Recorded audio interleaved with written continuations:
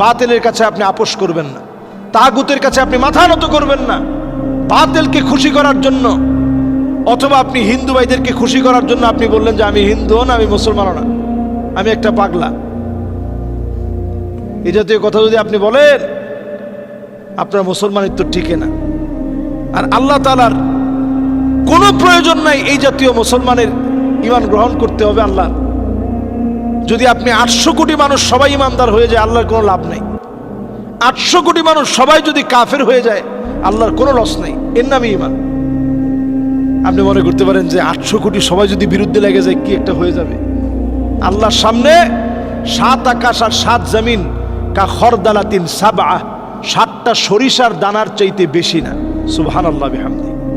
আল্লাহ এত বড়, সে আল্লাহর বড়ত্বের সামনে আমরা একেবারে তুচ্ছ, একেবারে নগণ্য। সুতরাং কথা বলতে সাবধান হয়ে কথা বলতে হবে। শেষ একটা হাদিস শোনাতে চাই।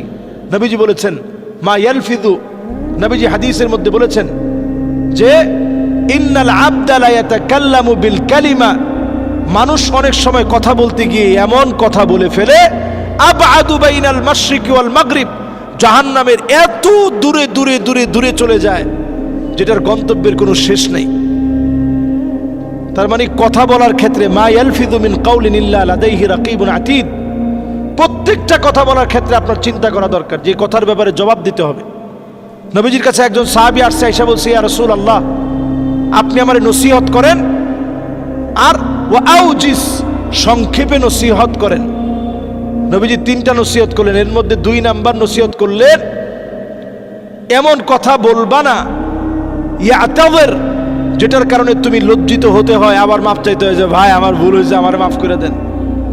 এই জাতীয় কথা বলার ক্ষেত্রে আগে